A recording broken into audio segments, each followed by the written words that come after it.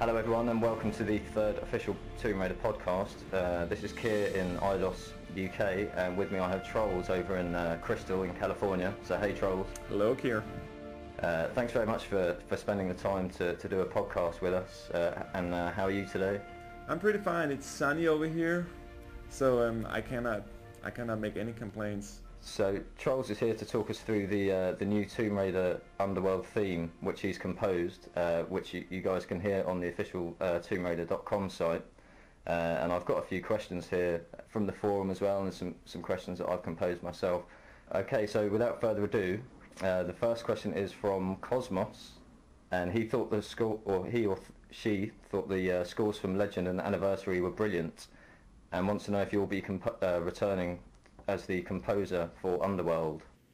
I'm returning as the main theme composer on Underworld, and I'm also doing music supervision, but I have the great pleasure of collaborating with another composer who's known as Colin O'Malley, who's doing the bulk of the in-game and cinematic scores. So my main job in this regard is mainly been to flesh out the main themes, and particularly the core main theme, and then supervise the music production as a whole.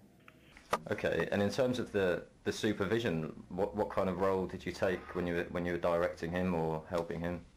So I think we've learned a lot of lessons on both Legend and Anniversary. I think for me there were some thematic discussions. We never really utilized the main theme in the context I would have liked to, and I think it's always an issue when you're a composer and you're sort of supervising yourself, which I did on Anniversary and Legend. This time around we wanted to change it a bit, so we actually had a music supervisor, and I'm also doing production on the side, so we felt it was a good idea for me to supervise audio while doing my daily production tasks, but really have almost like I've been working in kind of an external capacity, dealing with the composer, trying to explain the vision of the game, trying to funnel a lot of thoughts from our creative director, Eric, and see how I could support his vision musically. So it's been a more thoughtful process, whereas on the previous games it was just me doing my thing, but this time around we actually had time to investigate and analyze all the different aspects about music that we wanted. Where did you get your inspiration from when you were composing the music? When I'm confused in my composition, which I'm often, I think I've been asked this question a few times, and my answer tends to be different every time. So I think I'm constantly changing my path for inspiration. Normally I don't feel anything, I don't hear anything or see anything, but that was before I got conscious about the fact that I'm connected to the spirit world. So my best answer to you is that I get my inspiration from spirits, and I figured that out because I normally compose between 11 to 3 in the night, which is my prime time, and I've started hearing voices in my head, and I'm sure everybody's going to call me absolutely crazy, but I'm actually hearing voices of ghosts or spirits talking to me, and I'm sure there's a logical, psychological explanation for this, but that's the best reason I can give you. Wow. How long does it take you to compose all the music for a game? I guess for Legend, like how long in terms of composing time did it take?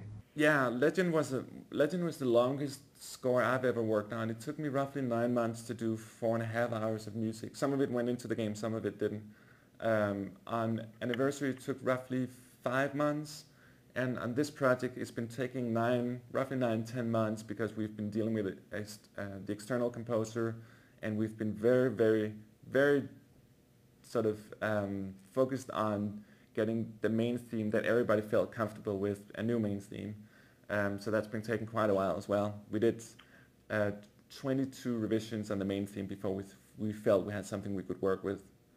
And what was the overall tone and atmosphere you were looking to deliver with the soundtrack for Underworld and the main theme? There's been sort of different visions. For the in-game stuff, it was important to learn the lessons from Anniversary and Legend. We really wanted to have a more ambient, subdued kind of score. I think I went totally over the hill both on Legend and Anniversary, which was partially serving the purpose of those games, but this time around we wanted to have a more subdued, emotional type of score, but we also wanted some stronger thematic aspects, which I think we didn't have so much in the previous games. So we paid particular attention to the main theme, wanting to create something that was super catchy that you can remember once you've heard it a few times. And that took a long time to figure out what that was supposed to be. And then we also wanted the main theme particularly to be of a journey. You'll hear that it's utilizing the old Tomb Raider theme in the beginning and the end, and then it's utilizing the new theme in the middle. And the new theme is essentially just 5 notes repeated over and over and over through modulation, which is change of chords and melodic structures. So we wanted the piece to have an underworld tone, but yet to be a journey, because this game for sure is going to be a journey like we've never experienced before in a Tomb Raider context.